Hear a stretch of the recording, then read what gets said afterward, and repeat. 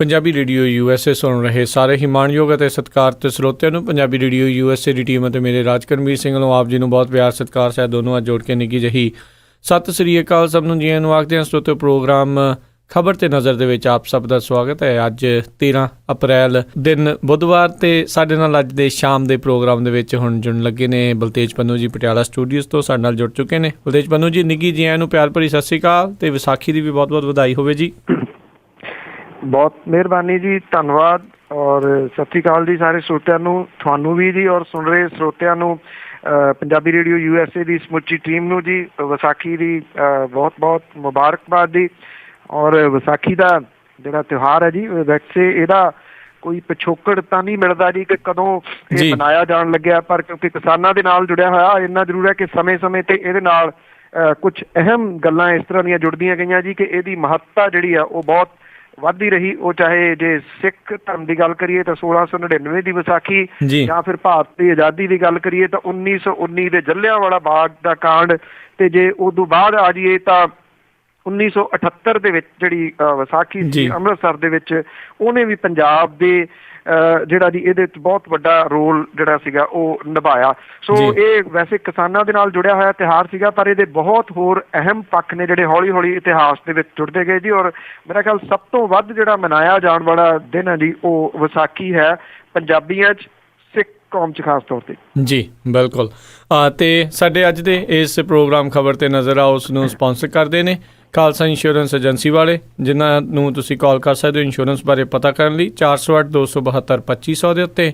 ਇਸ ਦੇ ਨਾਲ ਸੂਬੇਦਾਰ ਸੁਰਜੀਤ ਸਿੰਘ ਖੰਗੂੜਾ ਸੈਨ ਹੋਜ਼ੇ ਤੋਂ, ਗੁਰਦੀਪ ਸਿੰਘ ਵਿਰਦੀ ਕਲੋਵਿਸ ਤੋਂ, ਨਵਜੋਤ ਕੌਰ ਕਲੋਟੀ ਯੂਨੀਵਰਸਿਟੀ ਤੋਂ, ਰਿਸ਼ਪਾਲ ਕੌਰ ਪਿੰਡ ਮਲਕਪੁਰ ਵਾਲੇ ਪੰਜਾਬ ਤੋਂ, ਸਤਨਾਮ ਸਿੰਘ ਸ਼ੇਰਗਿੱਲ ਜੀ ਸੈਲਮਾ ਤੋਂ, ਸੁਰਿੰਦਰ ਕੌਰ ਧਾਮੀ ਸੀਰੀਜ਼ ਤੋਂ, ਮੱਖਣ ਸਿੰਘ ਮਾਨ ਵਿਸਕਾਂਸਨ ਤੋਂ, ਸੁਰਿੰਦਰ ਸਿੰਘ ਕਾਲੋਂ ਰੈਂਚੋ ਗਡੋਵਾ ਤੋਂ, ਕਾਬਲ ਸਿੰਘ ਬੈਂਸ ਮੋਡੈਸਟੋ ਤੋਂ ਅਤੇ ਦਲਵੀਰ ਸਿੰਘ ਗਿੱਲ ਲਾਈਵ ਓਕ ਤੋਂ। ਇਹਨਾਂ ਸਾਰਿਆਂ ਦਾ ਬਹੁਤ ਬਹੁਤ ਧੰਨਵਾਦ। ਜੇਕਰ ਤੁਸੀਂ ਜਾਂ ਕੋਈ ਹੋਰ ਕਾਰੋਬਾਰ ਇਸ ਪ੍ਰੋਗਰਾਮ ਨੂੰ ਸਪਾਂਸਰ ਕਰਨਾ ਚਾਹੁੰਦੇ ਹੋ, ਸੰਪਰਕ ਕਰ ਸਕਦੇ ਹੋ ਨੰਬਰ 408-722-7698 4087227698 ਦੇ ਉੱਤੇ।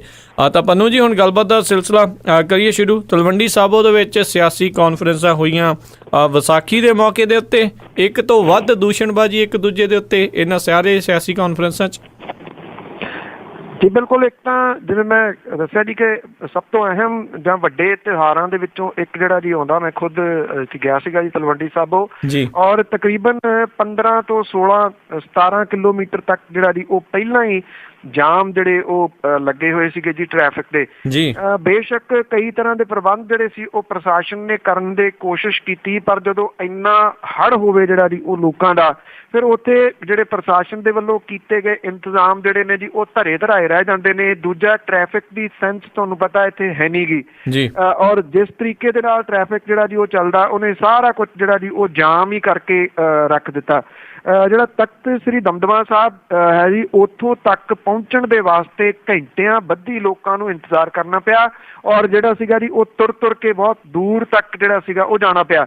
ਪੈਦਲ ਲੋਕਾਂ ਦਾ ਜਾਮ ਜਿਹੜਾ ਜੀ ਉਹ ਕਿਹਾ ਜਾ ਸਕਦਾ ਕਿ ਬੰਦੇ ਨੂੰ ਮੂਵ ਹੋਣ ਨੂੰ 2 ਉਂਗਲਾਂ ਇੱਧਰ ਨੂੰ ਜਾਂ ਇੱਧਰ ਨੂੰ ਵੀ ਜਗ੍ਹਾ ਜਿਹੜੀ ਉਹ ਹੈ ਨਹੀਂ ਸੀਗੀ।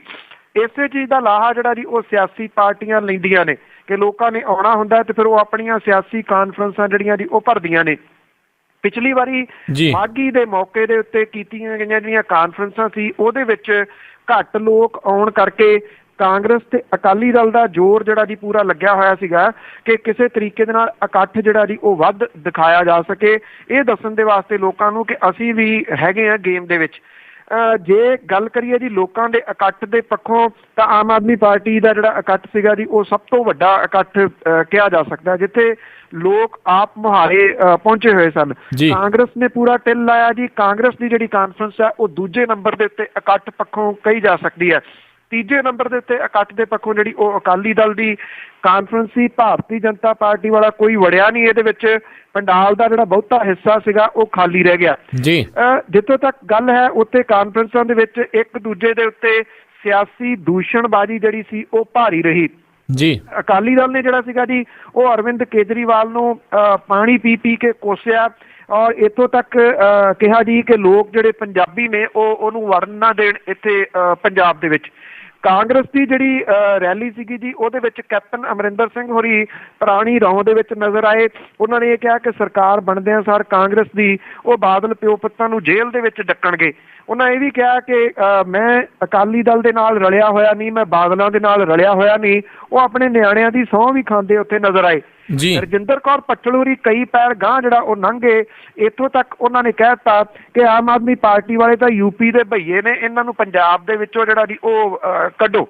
ਸੋ ਜਿਹੜੀ ਆਮ ਆਦਮੀ ਪਾਰਟੀ ਦੀ ਕਾਨਫਰੰਸ ਸੀ ਉਹਦੇ ਵਿੱਚ ਸੰਜੇ ਸਿੰਘ ਹੋਰਾਂ ਨੇ ਇਹ ਗੱਲ ਆਖੀ ਕਿ ਅੱਜ ਦਾ ਇਕੱਠ ਜਿਹੜਾ ਜੀ ਇਹ ਦੱਸਦਾ ਹੈ ਕਿ ਪੰਜਾਬ ਦੇ ਵਿੱਚ ਆਮ ਆਦਮੀ ਪਾਰਟੀ ਦੀ ਸਰਕਾਰ ਜਿਹੜੀ ਆ ਉਹ ਬਣ ਜਾ ਰਹੀ ਹੈ। ਜੇ ਤਿੰਨਾਂ ਵੱਡੀਆਂ ਕਾਨਫਰੰਸਾਂ ਦੀ ਗੱਲ ਕਰੀਏ ਤਾਂ ਇੱਕ ਦੂਜੇ ਦੇ ਉੱਤੇ ਹੀ ਦੂਸ਼ਣਬਾਜ਼ੀ ਜਿਹੜੀ ਸੀ ਉਹ ਕੀਤੀ ਗਈ। ਜਿਹੜੀ ਸੱਤਾ ਦੇ ਵਿੱਚ ਆਉਣ ਦੇ ਵਾਸਤੇ ਪਰ ਤੋੜ ਰਹੀਆਂ ਦੋ ਪਾਰਟੀਆਂ ਆਮ ਆਦਮੀ ਪਾਰਟੀ ਤੇ ਕਾਂਗਰਸ, ਉਹ ਦੋਨੋਂ ਇਹ ਦੱਸਣ ਦੇ ਵਿੱਚ ਤਾਂ ਫੇਲ ਹੋਏ ਕਿ ਉਹ ਕੀ ਦੇਣਗੇ ਜਿਹੜਾ ਕਿ ਪੰਜਾਬ ਦੇ ਲੋਕਾਂ ਕੋਲੇ ਹੈ ਨਹੀਂਗਾ, ਜਦੋਂ ਕਿ ਸੱਤਾਧਾਰੀ ਧਿਰ ਦੇ ਕੋਲੇ ਤਾਂ ਕਹਿਣ ਨੂੰ ਕੁਝ ਹੈ ਹੀ ਨਹੀਂ ਸੀਗਾ ਜੀ। ਜੀ ਬਿਲਕੁਲ। ਤੇ ਅਗਲੀ ਜੇ ਆਪਾਂ ਗੱਲ ਕਰੀਏ ਸਰਕਾਰੀ ਕੋਠੀ ਤੇ ਕਬਜ਼ੇ ਨੂੰ ਲੈ ਕੇ ਦੋ ਸੀਨੀਅਰ ਅਫਸਰ ਆਪਸ 'ਚ ਫਸੇ। ਐਕਚੁਅਲੀ ਜੀ ਇੱਥੇ ਪਟਿਆਲੇ ਦੇ ਵਿੱਚ ਸਥਿਤ ਹੈ ਬਾਰਾਂਦਰੀ। ਇੱਥੇ ਜਿਹੜਾ ਜੀ IG ਨੂੰ ਕੋਠੀ ਜਿਹੜੀ ਹੈ ਜੀ ਉਹ ਮਿਲਦੀ ਆ, ਜਿਹਦੇ ਵੀ ਇੱਥੇ ਬਦਲੀ ਹੁੰਦੀ ਆ। ਜਦੋਂ ਬਦਲੀ ਹੋਈ ਹੈ ਜੀ ਪਰਮਰਾਜ ਸਿੰਘ ਉਮਰਾ ਨੰਗਲ ਹੋਰਾਂ ਦੀ ਜਿਹੜੇ IG ਜ਼ੋਨ ਪਟਿਆਲਾ ਜਿਹੜਾ ਜੀ ਹੈਗੇ ਨੇ, ਔਰ ਉਹਨਾਂ ਨੇ ਆਪਣੀ ਜਿਹੜੀ ਉਹਨਾਂ ਦੀ ਫੋਰਸ ਸੀਗੀ ਉਹਨੂੰ ਜਦੋਂ ਕਬਜ਼ਾ ਲੈਣ ਦੇ ਵਾਸਤੇ ਭੇਜਿਆ ਜੀ ਇਸ ਬਾਰਾਂਦਰੀ ਦੇ ਵਿੱਚ ਸਥਿਤ ਕੋਠੀ ਦੇ ਉੱਤੇ, ਤੇ ਉੱਥੇ ਉਦੋਂ ਪਹਿਲਾਂ ADGP ਜਿਹੜੇ ਨੇ ਰੇਲਵੇ ਰੋਹਿਤ ਚੌਧਰੀ ਹੁਰੀ ਜਿਹੜਾ ਜੀ ਉਸ ਕੋਠੀ ਦੇ ਵਿੱਚ ਸ਼ਿਫਟ ਹੋ ਚੁੱਕੇ ਸੀਗੇ।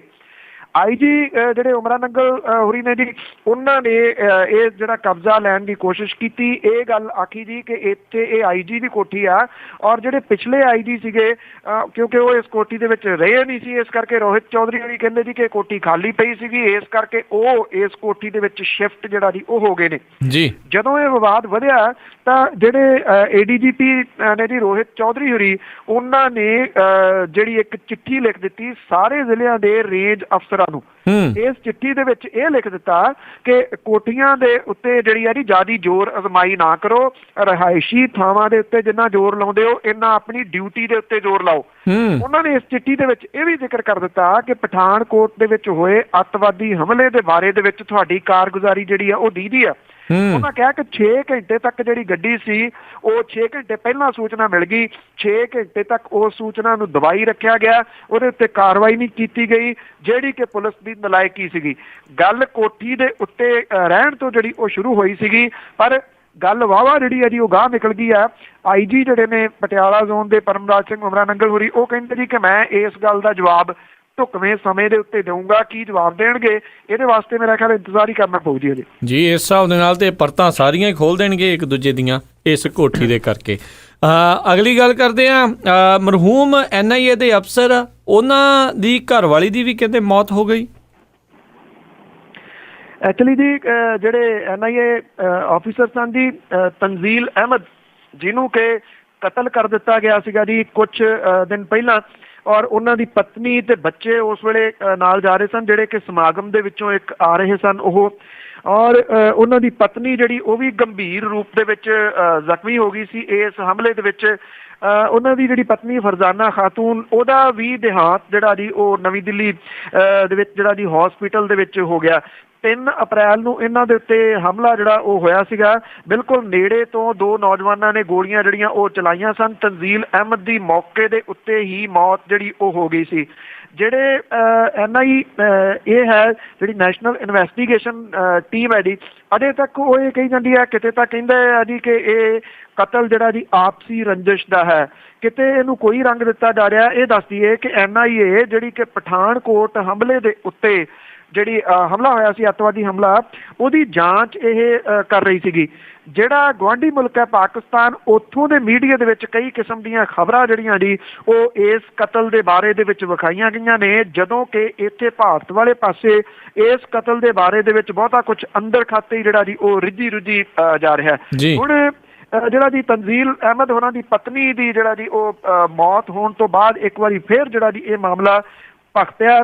ਉਧਰ ਪੁਲਿਸ ਨੇ ਇਹ ਗੱਲ ਆਖੀ ਹੈ ਕਿ 2 ਵਿਅਕਤੀਆਂ ਨੂੰ ਜਿਹੜਾ ਜੀ ਉਹ ਗ੍ਰਿਫਤਾਰ ਕੀਤਾ ਗਿਆ, ਹੋਰ ਉਹਨਾਂ ਤੋਂ ਪੁੱਛਗਿੱਛ ਜਿਹੜੀ ਆ ਜੀ ਉਹ ਜਾਰੀ ਹੈ। ਜਦੋਂ ਕਿ ਪੁਲਿਸ ਇਹ ਕਹਿੰਦੀ ਆ ਕਿ ਹੁਣ ਤੱਕ 4 ਵਿਅਕਤੀ ਫੜੇ ਜ਼ਰੂਰ ਨੇ, ਪਰ ਇਹਨਾਂ ਦੇ ਵਿੱਚ ਕੋਈ ਮੁੱਖ ਮੁਲਜ਼ਮ ਸ਼ਾਮਲ ਨਹੀਂ ਹੈ। ਜੀ ਤੇ ਅਗਲੀ ਜੇ ਆਪਾਂ ਗੱਲ ਕਰੀਏ ਫਰੌਤੀ ਲਈ ਕਪੂਰਥਲੇ ਤੋਂ ਜਿਹੜਾ ਅਗਵਾ ਕੀਤਾ ਗਿਆ ਸੀ ਬੱਚਾ, ਉਸ ਦੀ ਲਾਸ਼ ਮਿਲੀ। ਬੜੀ ਜਿਹੜੀ ਦੁਖਦਾਈ ਖਬਰ ਹੈ ਜੀ। ਜਦੋਂ ਆਪਾਂ ਗੱਲ ਕਰਦੇ ਹਾਂ ਗੈਂਗ ਦੀ, ਗੈਂਗਸਟਰ ਦੀ, ਜਾਂ ਪੰਜਾਬ ਦੇ ਵਿੱਚ ਤਕਰੀਬਨ ਜਿਹੜਾ ਜੀ ਆ ਗਏ ਹਥਿਆਰਾਂ ਦੀ, ਤਾਂ ਉਦੋਂ ਫਿਕਰਮੰਦੀ ਇਹੀ ਹੁੰਦੀ ਹੈ ਜੀ ਕਿ ਇਹ ਚੀਜ਼ਾਂ ਜਿਹੜੀਆਂ ਨੇ ਉਹ ਪੰਜਾਬ ਨੂੰ ਕਿਤੇ ਉਸ ਪਾਸੇ ਵੱਲ ਨਾ ਧੱਕ ਦੇਣ ਜਿੱਥੋਂ ਪੰਜਾਬ ਦੇ ਵਿੱਚ ਜਿਹੜੀ ਹੈ ਜੀ ਅਫਰਾ ਤਫਰੀ ਦਾ ਮਾਹੌਲ ਜਿਹੜਾ ਉਹ ਪੈਦਾ ਹੋ ਜੇ।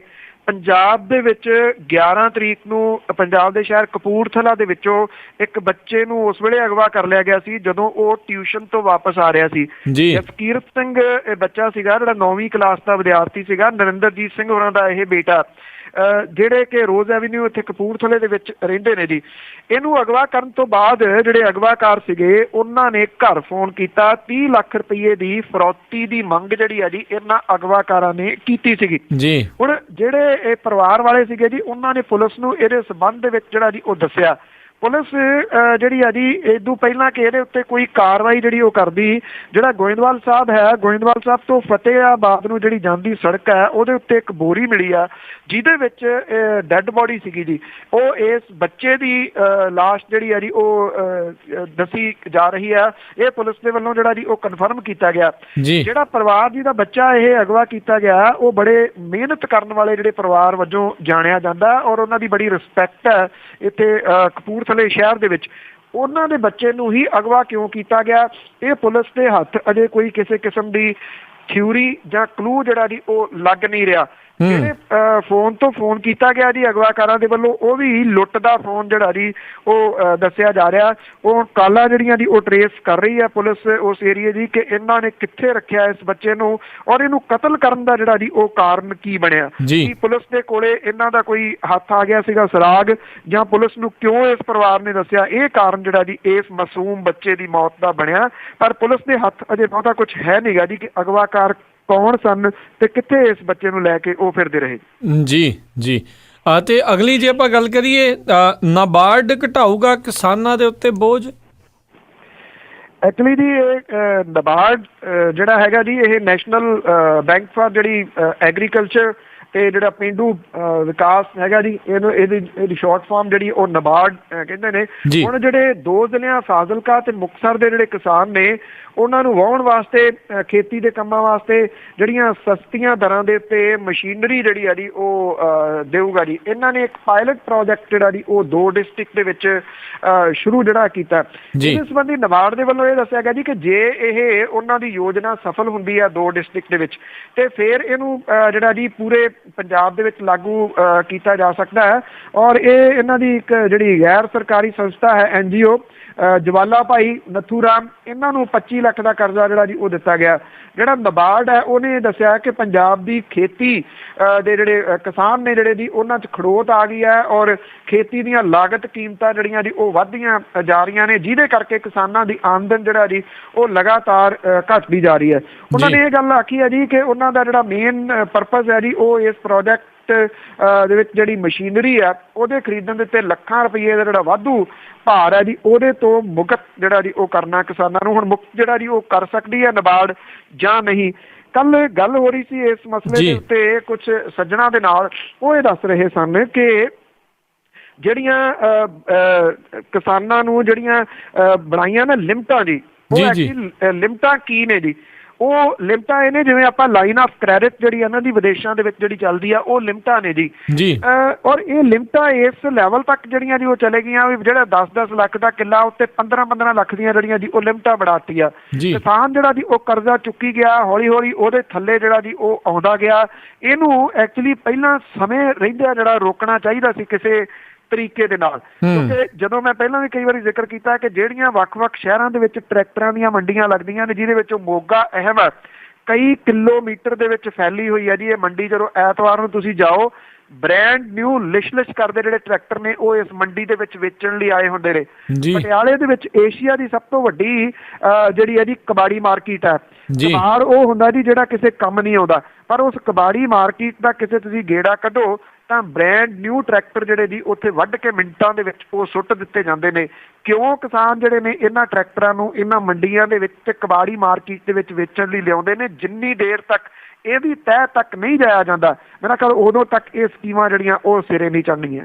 ਜੀ ਜੀ ਤੇ ਅਗਲੀ ਗੱਲ ਕਰੀਏ, ਪੰਥਕ ਧਿਰਾਂ ਨੇ 10 ਨਵੰਬਰ ਨੂੰ ਬੁਲਾਇਆ ਸਰਬੱਤ ਖਾਲਸਾ ਜੀ। ਜਿਹੜੀਆਂ ਅਹਿਮ ਕਾਨਫਰੰਸਾਂ ਹੋਈਆਂ ਨੇ ਜੀ ਉਹਦੇ ਵਿੱਚ ਇੱਕ ਇਹ ਪੰਥਕ ਧਿਰਾਂ ਵਾਲੀ ਕਾਨਫਰੰਸ ਵੀ ਜਿਹੜੀ ਉਹ ਸੀਗੀ, ਔਰ ਇਹਦੇ ਵਿੱਚ ਜਿਹੜਾ ਜੀ ਮੇਨ ਗੱਲ ਜਿਹੜੀ ਜੀ ਉਹ ਇਹੀ ਰਹੀ ਕਿ ਇਹਨਾਂ ਦੇ ਵੱਲੋਂ ਦੁਬਾਰਾ ਜਿਹੜਾ ਜੀ ਉਹ ਸੱਦਾ ਦਿੱਤਾ ਗਿਆ ਸਰਬੱਤ ਖਾਲਸੇ ਦਾ।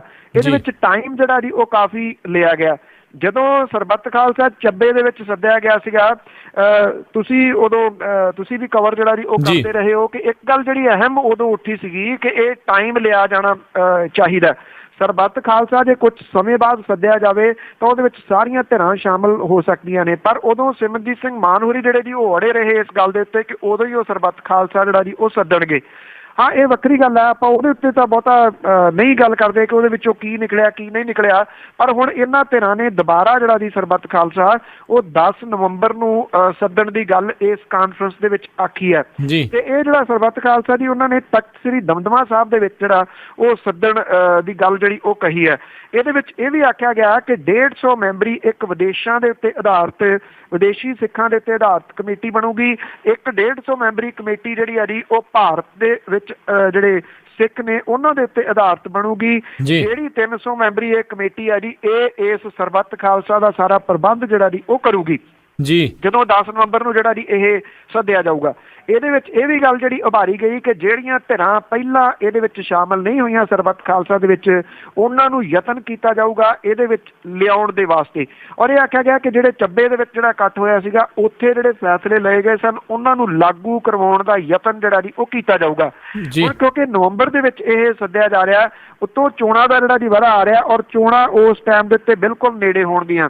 ਕੁਝ ਧਿਰਾਂ ਜਿਹੜੀਆਂ ਜੀ ਉਹ ਇਹ ਕਹਿੰਦੀਆਂ ਨੇ ਕਿ ਪਹਿਲਾਂ ਹੀ ਹਾਸ਼ੀਏ ਦੇ ਉੱਤੇ ਚਲੇ ਗਏ ਸਿਮਰਜੀਤ ਸਿੰਘ ਮਾਨ ਹੋਰਾਂ ਨੇ ਇਹ ਇਸ ਕਰਕੇ ਨਵੰਬਰ ਦੇ ਵਿੱਚ ਜਿਹੜਾ ਜੀ ਸੱਦਿਆ ਕਿ ਉਦੋਂ ਇਕੱਠ ਜੇ ਚੱਬੇ ਵਰਗਾ ਜੁੜ ਗਿਆ ਤਾਂ ਉਹ ਉਹਨਾਂ ਦੀ ਪਾਰਟੀ ਜਿਹੜੀ ਆ ਜੀ ਉਹਨੂੰ ਇੱਕ ਠੁੰਮਣਾ ਮਿਲ ਸਕਦਾ ਹੈ ਆਉਂਦੀਆਂ ਵਿਧਾਨ ਸਭਾ ਚੋਣਾਂ ਦੇ ਵਿੱਚ। ਜਦੋਂ ਕਿ ਅਕਾਲੀ ਦਲ ਜਿਹੜਾ ਜੀ ਉਹ ਘੇਰਨ ਦੇ ਯਤਨਾਂ ਦੇ ਵਿੱਚ ਹੈ ਸਿਮਰਜੀਤ ਸਿੰਘ ਮਾਨ ਹੋਰਾਂ ਨੂੰ, ਉਹਦੇ ਕੁਝ ਜਿਹੜੇ ਲੀਡਰ ਨੇ ਉਹਨਾਂ ਦੇ ਬਿਆਨ ਇਹ ਆ ਗਏ ਨੇ ਕਿ ਸਰਬੱਤ ਖਾਲਸਾ ਸੱਦਣ ਦਾ ਅਧਿਕਾਰ ਜਿਹੜਾ ਜੀ ਉਹ ਸਿਰਫ ਅਕਾਲ ਤਖਤ ਦੇ ਜਥੇਦਾਰ ਨੂੰ ਹੈ ਤੇ ਇਹ ਅਕਾਲ ਤਖਤ ਦੇ ਉੱਤੇ ਹੀ ਸੱਦਿਆ ਜਾ ਸਕਦਾ ਜੀ। ਸ਼ਾਇਦ ਇਹ ਮਾਮਲਾ ਜਿਹੜਾ ਜੀ ਇੱਕ ਵਾਰੀ ਫੇਰ ਦੁਬਾਰਾ ਚਰਚਾ ਦਾ ਵਿਸ਼ਾ ਬਣੂਗਾ।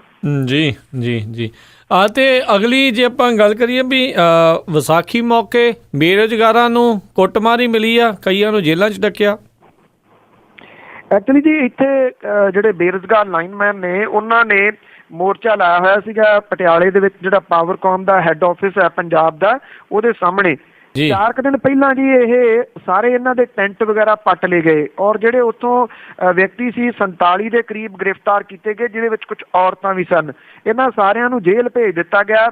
ਡਿਪਟੀ ਕਮਿਸ਼ਨਰ ਜਿਹੜੇ ਨੇ ਜੀ ਉਹ ਦਫਾ 144 ਉਹਨਾਂ ਨੇ ਪਟਿਆਲੇ ਦੇ ਵਿੱਚ ਲਾਤੀ ਸੀ ਕਿ 5 ਜਾਂ ਇਸ ਤੋਂ ਵੱਧ ਬੰਦੇ ਜਿਹੜੇ ਕਿਸੇ ਇੱਕ ਜਗ੍ਹਾ ਦੇ ਉੱਤੇ ਖੜੇ ਨਹੀਂ ਹੋ ਸਕਦੇ। ਹੈਰਾਨੀ ਵਾਲੀ ਗੱਲ ਇਹ ਰਹੀ ਕਿ ਜਿੱਥੋਂ ਟੈਂਟ ਪੁੱਟੇ ਗਏ ਔਰ ਜਿੱਥੇ ਦਫਾ 144 ਲਾਈ ਗਈ ਉਹਦੇ ਤੋਂ ਕੁਝ ਕਦਮਾਂ ਦੀ ਦੂਰੀ ਦੇ ਉੱਤੇ ਅਕਾਲੀ ਦਲ ਨੇ ਜਿਹੜਾ ਮੁਜ਼ਾਹਰਾ ਰੱਖੇ ਸੀਗੇ ਅਰਵਿੰਦ ਕੇਜਰੀਵਾਲ ਦੇ ਖਿਲਾਫ, ਉੱਥੇ ਸੜਕ ਦੇ ਵਿੱਚ ਮੋਰੀਆਂ ਕਰਕੇ ਜਿਹੜੇ ਟੈਂਟ ਲਾਏ ਔਰ ਉੱਥੇ ਜਿਹੜੀ ਧਾਰਾ 144 ਸੀ ਉਹਨੂੰ ਤੋੜਿਆ ਗਿਆ। ਉੱਥੇ ਇਕੱਠ ਵੀ ਕੀਤਾ ਗਿਆ। ਇਕੱਠ ਬੇਸ਼ੱਕ 70-80 ਬੰਦਿਆਂ ਦਾ ਹੀ ਹੋਇਆ, ਪਰ ਜਦੋਂ 5 ਜਾਂ ਇਸ ਤੋਂ ਵੱਧ ਦੀ ਜਿਹੜੀ ਉਹ ਲੱਗੀ ਹੋਈ ਪਾਬੰਦੀ ਉਹ ਕਿਵੇਂ ਕਰਨ ਦਿੱਤੀ ਗਈ ਇਹਦੇ ਵਾਸਤੇ ਆਫੀਸਰ ਜਿਹੜੇ ਨੇ ਜੀ ਉਹ ਕੁਝ ਨਹੀਂ ਬੋਲਦੇ, ਕਹਿੰਦੇ ਸਾਨੂੰ ਨਹੀਂ ਪਤਾ ਕਿ ਇਹਦੇ ਉੱਤੇ ਕੀ ਕਾਰਵਾਈ ਜਿਹੜੀ ਆ ਜੀ ਉਹ ਹੋ ਸਕਦੀ ਹੈ। ਭਾਵ ਕਿ ਉਹੀ ਕੰਮ ਜਿਹੜਾ ਸੀਗਾ ਜੀ ਉਹ ਸੱਤਾਧਾਰੀਆਂ ਨੇ ਕੀਤਾ। ਹੁਣ ਵਿਸਾਖੀ ਦੇ ਮੌਕੇ ਦੇ ਉੱਤੇ ਇਹਨਾਂ ਨੇ ਕਿਹਾ ਸੀਗਾ ਕਿ ਉਹ ਸ਼ਾਂਤਮਈ ਰਹਿ ਕੇ ਆਪਣਾ ਰੋਸ ਜਿਹੜਾ ਜੀ ਉਹ ਪ੍ਰਗਟ ਕਰਨਗੇ। ਇਹ ਜਿਹੜੀ ਸੱਤਾਧਾਰੀ ਧਿਰ ਦੀ ਕਾਨਫਰੰਸ ਸੀ ਉੱਥੇ ਸਿਰਫ ਇਹਨਾਂ ਨੇ ਨਾਅਰੇ ਜਿਹੜੇ ਉਹ ਲਾਏ ਨੇ ਔਰ ਨਾਅਰੇ ਲਾਉਣ ਕਰਕੇ ਹੀ ਉਹ ਵੀ ਕਾਨਫਰੰਸ ਦੇ ਬਾਹਰ ਬਹੁਤ ਬੁਰੇ ਤਰੀਕੇ ਦੇ ਨਾਲ ਖਿੱਚਾ ਧੂਈ ਜਿਹੜੀ ਆ ਜੀ ਇਹਨਾਂ ਬੇਰੁਜ਼ਗਾਰਾਂ ਦੀ ਕੀਤੀ ਗਈ। ਔਰਤਾਂ ਜਿਹੜੀਆਂ ਸੀ ਉਹਨਾਂ ਦੀ ਧੂ ਘੜੀਸ ਕੀਤੀ ਗਈ। ਉੱਥੋਂ ਗ੍ਰਿਫਤਾਰ ਕਰਕੇ ਇਹਨਾਂ ਨੂੰ ਪੁਲਿਸ ਦੀਆਂ ਗੱਡੀਆਂ ਦੇ ਵਿੱਚ ਲਿਜਾ ਕੇ ਜੇਲ੍ਹਾਂ 'ਚ ਡੱਕ ਦਿੱਤਾ ਗਿਆ। ਇਹ ਬੇਰੁਜ਼ਗਾਰਾਂ ਦੀ ਗਿਣਤੀ ਸੈਂਕੜਿਆਂ ਦੇ ਵਿੱਚ ਦੱਸੀ ਦੀ ਆ, ਜਿਹੜੇ ਕਿ ਉੱਥੋਂ ਗ੍ਰਿਫਤਾਰ ਕਰਕੇ ਪੁਲਿਸ ਨੇ ਜੇਲ੍ਹ ਦੇ ਅੰਦਰ ਜਿਹੜਾ ਜੀ ਉਹ ਡੱਕ ਦਿੱਤੇ ਨੇ। ਇੱਕ ਪਾਸੇ ਸਟੇਜ ਦੇ ਉੱਤੋਂ ਇਹ ਕਿਹਾ ਜਾ ਰਿਹਾ ਸੀਗਾ ਜੀ ਕਿ 1.25 ਲੱਖ ਨੌਕਰੀਆਂ ਜਿਹੜੀਆਂ ਜੀ ਉਹ ਕੱਢੀਆਂ ਜਾ ਰਹੀਆਂ ਨੇ, ਔਰ ਜਿਹੜੇ ਕਾਂਗਰਸ ਸੀ ਉਹ ਕਹਿੰਦੀ ਕਿ ਹਰ ਘਰ ਦੇ ਵਿਅਕਤੀ ਨੂੰ ਇੱਕ ਨੂੰ ਜਿਹੜੀ ਆ ਜੀ ਉਹ ਨੌਕਰੀ ਦਿੱਤੀ ਜਾਊਗੀ। ਦੂਜੇ ਪਾਸੇ ਇਹ ਬੇਰੁਜ਼ਗਾਰ ਲਾਈਨਮੈਨ ਜਿਨ੍ਹਾਂ ਨੂੰ ਨੌਕਰੀ ਦੇਣ ਦਾ ਲਾਰਾ ਤਾਂ ਦਿੱਤਾ ਹੋਇਆ, ਪਰ ਉਹਨਾਂ ਨੂੰ ਜਿਹੜੇ ਕਾਗਜ਼ ਪੱਤਰ ਹੀ ਨਹੀਂ ਦਿੱਤੇ ਜਾ ਰਹੇ, ਜਿਹਦੇ ਕਰਕੇ ਉਹਨਾਂ ਨੂੰ ਸੰਘਰਸ਼ ਜਿਹੜਾ ਜੀ ਉਹ ਕਰਨਾ ਪੈ ਰਿਹਾ। ਇਹ ਦੋ ਗੱਲਾਂ ਨੇ ਜਿਹੜੀਆਂ ਸਮਝਣ ਦੀ ਜ਼ਰੂਰਤ ਹੈ ਜੀ ਕਿ ਕਹਿਣਾ ਕੀ ਆ ਇਹਨਾਂ ਜਿਹੜੇ ਰਾਜਨੀਤਿਕਾਂ ਦਾ ਤੇ ਉਹ ਕਰਦੇ ਕੀ ਨੇ। ਜੀ ਜੀ ਬਿਲਕੁਲ। ਅਤੇ ਅਗਲੀ ਜਿਹੜੀ ਆਪਾਂ ਗੱਲ ਕਰੀਏ ਵੀ IPL ਦੇ ਮੈਚ ਨਹੀਂ ਹੋਣ ਦੇਣਗੇ, ਹਾਈ ਕੋਰਟ ਮੁੰਬਈ ਦੀ ਜਿਹੜੀ ਕਾਫੀ ਸਖਤ ਹੈ ਇਸ ਚੀਜ਼ ਨੂੰ ਲੈ ਕੇ। ਐਕਚੁਅਲੀ ਜੀ ਮਾਮਲਾ ਤਾਂ ਇਹ ਜਿਹੜਾ ਜੀ ਚੱਲ ਰਿਹਾ ਕਾਫੀ ਦਿਨਾਂ ਤੋਂ, ਜਦੋਂ ਤੋਂ IPL ਦਾ ਜਿਹੜਾ ਜੀ ਉਹ ਐਲਾਨ ਹੋਇਆ, ਕਿਉਂਕਿ ਮਹਾਰਾਸ਼ਟਰ ਦੇ ਵਿੱਚ ਸੋਕੇ ਵਰਗੇ ਹਾਲਾਤ ਜਿਹੜੇ ਉਹ ਬਣੇ ਹੋਏ ਨੇ। ਜਿਹੜੇ ਮੁੰਬਈ ਸ਼ਹਿਰ ਦੇ ਵਿੱਚ ਰਹਿਣ ਵਾਲੇ ਲੋਕ ਨੇ, ਆਮ ਲੋਕ ਜਿਹੜੀਆਂ, ਉਹਨਾਂ ਦੀਆਂ ਅਪਾਰਟਮੈਂਟਾਂ ਦੇ ਵਿੱਚ 3 ਦਿਨ ਪਾਣੀ ਆਉਂਦਾ ਜੀ, ਔਰ 3 ਦਿਨਾਂ ਦੇ ਵਿੱਚ ਜਦੋਂ ਪਾਣੀ ਆਉਂਦਾ ਉਦੋਂ ਉਹਨਾਂ ਨੂੰ ਆਪਣਾ ਇਕੱਠਾ ਜਿਹੜਾ ਜੀ ਉਹ ਕਰਕੇ ਰੱਖਣਾ ਪੈਂਦਾ ਪਾਣੀ। ਤੁਸੀਂ ਸੋਚ ਸਕਦੇ ਹੋ ਕਿ ਕਿਹੋ ਜਿਹੇ ਹਾਲਾਤਾਂ ਦੇ ਨਾਲ ਜਿਹੜਾ ਜੀ ਉਹ ਜੂਝ ਰਿਹਾ। ਪਰ ਇਹ IPL ਜਿਹੜੀ ਕਿ ਕਰੋੜਾਂ ਅਰਬਾਂ ਰੁਪਈਏ ਦੀ ਸੱਟੇਬਾਜ਼ੀ ਜਿਹੜੀ ਹੈ ਜੀ ਉਹ ਕਰਦੀ ਹੈ ਹਰ ਸਾਲ, ਇਹ ਲੋਕਾਂ ਦਾ ਜਿਹੜਾ ਜੀ ਸ਼ੁਗਲ ਹੈ ਉਹ ਕੀਤਾ ਜਾ ਰਿਹਾ। ਔਰ ਜਿਹੜੀ BCCI ਹੈ ਜੀ ਉਹਦੀ ਦੇਖ ਰੇਖ ਦੇ ਵਿੱਚ ਹੁੰਦੀ ਆ। ਮੁੰਬਈ ਦੀ ਜਿਹੜੀ ਹਾਈ ਕੋਰਟ ਆ ਉਹਨੇ ਸਖਤੀ ਅਪਣਾਉਂਦਿਆਂ ਹੋਇਆਂ ਇਹ ਗੱਲ ਤੋਂ ਨਾ ਕਰ ਦਿੱਤੀ ਆ ਕਿ BCCI ਕਹਿੰਦੀ ਸੀਗੀ ਕਿ ਜਿਹੜੀਆਂ ਜੀ ਮੁੰਬਈ ਤੇ ਪੁਣੇ ਦੀਆਂ ਜਿਹੜੀਆਂ ਟੀਮਾਂ ਨੇ ਉਹ 5-5 ਕਰੋੜ ਰੁਪਈਆ ਮੁੱਖ ਮੰਤਰੀ ਰਾਹਤ ਫੰਡ ਦੇ ਵਿੱਚ ਜਮ੍ਹਾਂ ਕਰਾਉਣ ਲਈ ਤਿਆਰ ਨੇ। ਮੁੰਬਈ ਦੀ ਹਾਈ ਕੋਰਟ ਕਹਿੰਦੀ ਇਹ 5-5 ਕਰੋੜ ਤੋਂ ਕੀ ਕਰਾਉਣਾ, ਅਸੀਂ ਸਾਨੂੰ ਤਾਂ ਫਿਕਰ ਜਿਹੜਾ ਇਸ ਗੱਲ ਦਾ ਕਿ ਲੋਕਾਂ ਦੇ ਵਾਸਤੇ ਗਲਾਸ ਇੱਕ ਪਾਣੀ ਦਾ ਜਿਹੜਾ ਜੀ ਉਹ ਹੈਗਾ ਜਾਂ ਨਹੀਂ। ਉਹਨਾਂ ਨੇ ਇਹ ਗੱਲ ਜਿਹੜੀ ਹੈ ਜੀ ਆਖੀ ਹੈ ਕਿ ਇਹ ਜਿਹੜਾ ਜੀ IPL ਇਹਨੂੰ ਇੱਥੋਂ ਬਾਹਰ ਕੱਢੋ ਜੀ, ਕਿ ਇੱਥੋਂ ਮਹਾਰਾਸ਼ਟਰ ਦੇ ਵਿੱਚ ਅਸੀਂ ਮੈਚ ਜਿਹੜੇ ਹੋਣ ਨਹੀਂ ਦੇਣੇ। ਉਹਨਾਂ ਨੇ ਕਿਹਾ ਕਿ 30 ਅਪ੍ਰੈਲ ਤੋਂ ਬਾਅਦ ਸਾਰੇ ਮੈਚ ਜਿਹੜੇ ਨੇ ਸੂਬੇ ਤੋਂ ਬਾਹਰ ਕੱਢੇ ਜਾਣ। ਔਰ ਹੁਣ ਜਿਹੜੇ ਫਾਈਨਲ ਮੈਚ ਤੇ ਜਿਹੜੇ 13 ਮੈਚ ਨੇ ਉਹਨਾਂ ਦੇ ਵਾਸਤੇ 18 ਦਿਨਾਂ ਦੇ ਵਿੱਚ ਨਵੇਂ ਜਿਹੜੇ ਗਰਾਊਂਡ ਨੇ ਉਹਨਾਂ ਦੀ ਭਾਲ ਕਰਨੀ ਪਊਗੀ, ਔਰ ਬਾਹਰ ਜਿਹੜੇ ਜੀ ਇਹ ਕਰਾਉਣੇ ਪੈਣਗੇ। ਜਿਹੜੇ IPL ਦੇ ਚੇਅਰਮੈਨ ਨੇ ਰਾਜੀਵ ਸ਼ੁਕਲਾ, ਉਹ ਕਹਿੰਦਾ ਜੀ ਐਡਾ ਸੌਖਾ ਕੰਮ ਨਹੀਂ ਹੈਗਾ ਕਿ ਗਰਾਊਂਡਾਂ ਜਿਹੜੀਆਂ ਜੀ ਹੁਣ ਲੱਭੀਆਂ ਜਾਣ। ਮੁੰਬਈ ਦੀ ਹਾਈ ਕੋਰਟ ਜਿਹੜੀ ਆ ਜੀ ਉਹ ਕਹਿੰਦੀ ਹੈ ਸਾਡੀ ਸਮੱਸਿਆ ਨਹੀਂ, ਅਸੀਂ ਤੁਹਾਨੂੰ ਪਹਿਲਾਂ ਜਿਹੜੀ ਇਹ ਗੱਲ ਆਖੀ ਸੀਗੀ, ਤੁਸੀਂ ਸੁਣਿਆ ਨਹੀਂ, ਇਗਨੋਰ ਕਰਕੇ ਜਿਹੜੇ ਜੀ ਮੈਚ ਇੱਥੇ ਰੱਖ ਲਏ, ਹੁਣ ਇਹਦਾ ਇੰਤਜ਼ਾਮ ਜਿਹੜਾ ਜੀ ਉਹ ਬਾਹਰ ਕਰੋ। ਇਹ ਜਿਹੜਾ ਮੁੰਬਈ ਦੀ ਹਾਈ ਕੋਰਟ ਆ ਜੀ ਉਹਦੀ ਸਖਤੀ ਜਿਹੜੀ ਆ ਜੀ, ਸ਼ਾਇਦ ਉਹਨੇ ਇਹ ਮੈਚ ਜਿਹੜੇ ਆ ਜੀ ਉਹ ਹੋਣ ਨਹੀਂ ਦੇਣੇ। ਵੇਖਿਆ ਜਾਵੇ ਤਾਂ ਇੱਕ ਦਲੇਰਾਨਾ ਔਰ ਵਧੀਆ ਜਿਹੜਾ ਜੀ ਉਹ ਫੈਸਲਾ ਹੈ। ਜਦੋਂ ਤੁਹਾਡੇ ਕੋਲੇ ਪਾਣੀ ਦੀ ਏਡੀ ਸਮੱਸਿਆ ਦੇ ਨਾਲ ਤੁਸੀਂ ਜੂਝ ਰਹੇ ਹੋ ਤੇ ਤੁਹਾਨੂੰ ਉੱਥੇ ਡਾਂਸ ਥੋੜੀ ਨਾ ਜੀ ਸੁੱਝਦੇ ਨੇ ਉਸ ਟਾਈਮ। ਜੀ ਜੀ ਬਿਲਕੁਲ। ਪਰ ਜਿੱਥੇ ਪੈਸਾ ਇੰਨਾ ਜ਼ਿਆਦਾ ਜੁੜਿਆ ਹੁੰਦਾ ਆ ਉਹ ਆਮ ਲੋਕਾਂ ਨੂੰ ਕਿੱਥੇ ਕੋਈ ਦੇਖਦਾ ਆ। ਅਤੇ ਅਗਲੇ ਗੱਲ ਕਰੀਏ ਸਿਆਸੀ ਪਾਰਟੀਆਂ ਦੀ ਡੇਰਿਆਂ ਦੇ ਵਿੱਚ ਬੰਦ ਕਮਰਾ ਮੀਟਿੰਗਾਂ ਆਲਰੇਡੀ ਸ਼ੁਰੂ ਹੋ ਚੁੱਕੀਆਂ। ਡੇਰਾ ਰੂਮੀ 'ਚ ਪਹੁੰਚੇ ਸੀਗੇ, ਕਿਉਂਕਿ ਇੱਥੇ ਨਾ ਜੀ ਇੱਕ ਜਿਹੜੀ ਗੱਲ ਪਿਛਲੇ ਕੁਝ ਸਮੇਂ ਤੋਂ ਚੱਲੀ ਹੋਈ ਹੈ ਜੀ ਕਿ ਜੋ ਇੱਕ ਪਾਰਟੀ ਕਰਦੀ ਆ ਝੱਟ ਦੇਣੀ ਦੂਜੇ ਦਿਨ ਜਿਹੜੀ ਦੂਜੀ ਪਾਰਟੀ ਹੈ ਨਾ ਜੀ ਫਿਰ ਉਹਦਾ ਐਲਾਨ ਕਰ ਦਿੰਦੀ ਆ। ਜੇ ਡੋਰ ਟੂ ਡੋਰ ਜਾਣ ਦੀ ਗੱਲ ਹੋਵੇ ਜਾਂ ਲੋਕਾਂ ਦੇ ਨਾਲ ਸਿੱਧੇ ਰਾਬਤੇ ਦੀ ਜਿਹੜੀ ਆ ਜੀ ਉਹ ਗੱਲ ਹੋਵੇ, ਐਕਚੁਅਲੀ ਇਹ ਜਿਹੜਾ ਤਮਾਸ਼ਾ ਹੈ ਨਾ ਜੀ ਸਾਰਾ ਪੰਜਾਬ ਦੇ ਵਿੱਚ ਜਿਹੜਾ ਸਿਆਸੀ ਤਮਾਸ਼ਾ, ਇਹ ਤੁਹਾਨੂੰ ਬਹੁਤ ਕੁਝ ਜਿਹੜਾ ਜੀ ਉਹ ਵੇਖਣ ਨੂੰ ਮਿਲੂਗਾ ਆਉਂਦੇ ਦਿਨਾਂ ਦੇ ਦੌਰਾਨ। ਹੈਲੀਕਾਪਟਰਾਂ ਤੇ ਰਹਿਣ ਵਾਲੇ ਜਿਹੜੇ ਜੀ ਉਹ ਸੜਕਾਂ ਦੇ ਉੱਤੇ ਤਾਂ ਆ ਗਏ ਨੇ, ਉਹਨਾਂ ਨੂੰ ਲੋਕਾਂ ਦੀ ਪਾਵਰ ਦਾ ਪਤਾ ਤਾਂ ਜਿਹੜਾ ਜੀ ਉਹ ਲੱਗ ਰਿਹਾ, ਪਰ ਨਾਲ ਦੀ ਨਾਲ ਅਜੇ ਵੀ ਜਿਹੜੀਆਂ ਪੁਰਾਣੀਆਂ ਚੀਜ਼ਾਂ ਨੇ ਨਾ ਜੀ ਉਹ ਅਜੇ ਉਹਨਾਂ ਦਾ ਖਹਿੜਾ ਨਹੀਂ ਛੱਡ ਰਹੀਆਂ। ਬਹੁਤਿਆਂ ਨੂੰ ਅਜੇ ਵੀ ਇਹ ਲੱਗਦਾ ਜੀ ਕਿ ਡੇਰੇ ਜਿਹੜੇ ਨੇ ਉਹਨਾਂ ਨੂੰ ਜਿਤਾਉਣਗੇ। ਇੱਕ ਦਿਨ ਪਹਿਲਾਂ ਜਿਹੜੇ ਪ੍ਰਕਾਸ਼ ਸਿੰਘ ਬਾਦਲ ਤੇ ਸੁਖਬੀਰ ਸਿੰਘ ਬਾਦਲ ਹੋਰੀ ਡੇਰਾ ਰੂਮੀ ਦੇ ਵਿੱਚ ਗਏ ਜੀ, ਹੁਣ ਭੱਜੇ ਗਏ ਨੇ ਜੀ ਕੈਪਟਨ ਅਮਰਿੰਦਰ ਸਿੰਘ ਹੋਰੀ, ਉਹ ਵੀ ਜਿਹੜੀ ਆ ਜੀ ਉਹ ਜਾ ਕੇ ਮੁਲਾਕਾਤ ਜਿਹੜੀ ਆ ਇਸ ਡੇਰੇ ਦੇ ਮੁਖੀ ਜਿਹੜੇ ਨੇ ਉਹਨਾਂ ਦੇ ਨਾਲ ਕਰ ਆਏ ਨੇ। ਇਹੀ ਤਾਂ ਡੇਰਿਆਂ ਵਾਲੇ ਜਿਹੜਾ ਜੀ ਉਹ ਚਾਹੁੰਦੇ ਹੁੰਦੇ ਨੇ ਕਿ ਉਹ ਵੀ ਖਬਰਾਂ ਦੇ ਵਿੱਚ ਜਿਹੜਾ ਜੀ ਉਹ ਬਣੇ ਰਹਿਣ ਔਰ ਲੋਕਾਂ ਨੂੰ ਇਹ ਦੱਸ ਸਕਣ ਕਿ ਭਾਈ ਅਸੀਂ ਵੀ ਹੈਗੇ ਆ ਟੀਮ ਦੇ ਵਿੱਚ। ਜੀ ਜੀ ਸਾਡੇ ਬਣਾ ਨਹੀਂ ਸਰਨਾ ਕਹਿੰਦੇ। ਤੇ ਜੇ ਜਾਂਦੇ ਇੱਕ ਹੋਰ ਗੱਲ ਕਰ ਲਈਏ, ਮਹਿਬੂਬਾ ਮੁਫਤੀ ਪ੍ਰਧਾਨ ਮੰਤਰੀ ਨੂੰ ਮਿਲੇ ਨੇ।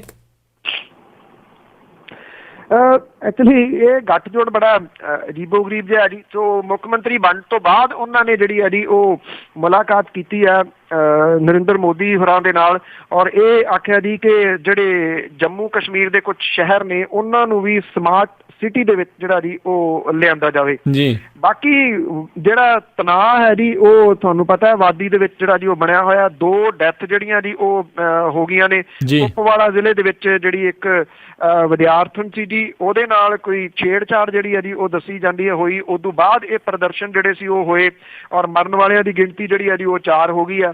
ਚੰਗੀ ਗੱਲ ਸੀ ਜੇ ਮਹਿਬੂਬਾ ਹੋਰੀ ਇੱਧਰ ਜਿਹੜਾ ਜੀ ਉਹ ਧਿਆਨ ਦਿੰਦੇ ਕਿ 4 ਜਿਹੜੇ ਲੋਕ ਨੇ ਉਹ ਕਿਉਂ ਮਾਰੇ ਗਏ, ਪ੍ਰਦਰਸ਼ਨ ਜਿਹੜੇ ਉਹ ਕਿਉਂ ਹੋ ਰਹੇ ਨੇ, ਉਹ ਆਰਾਮ ਦੇ ਨਾਲ ਇੱਥੇ ਆ ਕੇ ਪ੍ਰਧਾਨ ਮੰਤਰੀ ਦੇ ਨਾਲ ਮੁਲਾਕਾਤ ਕਰਕੇ ਫੋਟੋਆਂ ਖਿਚਾ ਰਹੇ ਨੇ ਜੀ। ਜੀ ਤੇ ਸਰੋਤਿਓ, ਇਹ ਸੀਗੀਆਂ ਸਾਡੀਆਂ ਅੱਜ ਦੀਆਂ ਕੁਝ ਖਬਰਾਂ ਜਿਨ੍ਹਾਂ ਬਾਰੇ ਸਾਨੂੰ ਦੱਸ ਰਹੇ ਗਏ ਬਲਤੇਜ ਪੰਨੂ ਜੀ। ਤੇ ਪੰਨੂ ਜੀ, ਜਾਣ ਤੋਂ ਪਹਿਲਾਂ ਅੱਜਨਾਮਾ ਕਿ ਰਾਹੁਲ ਗਾਂਧੀ ਦੀ ਟੀਮ ਸੀ ਜੁੜੀ ਕਿਧਰੇ, ਗਹਿਰੀ ਲੱਗ ਪਈ ਕਰਨ ਵਿਚਾਰ ਮੀਆਂ ਜੀ। ਰਾਹੁਲ ਗਾਂਧੀ ਦੀ ਟੀਮ ਸੀ ਜੁੜੀ ਕਿਧਰੇ, ਗਹਿਰੀ ਲੱਗ ਪਈ ਕਰਨ ਵਿਚਾਰ ਮੀਆਂ, ਚੜ ਗਈ ਚੋਣ ਦੀ ਨਦੀ ਪੰਜਾਬ ਦੇ ਵਿੱਚ, ਲਾਉਣੀ ਬੇੜੀ ਹੈ ਕਿਸ ਤਰ੍ਹਾਂ ਪਾਰ ਮੀਆਂ ਜੀ।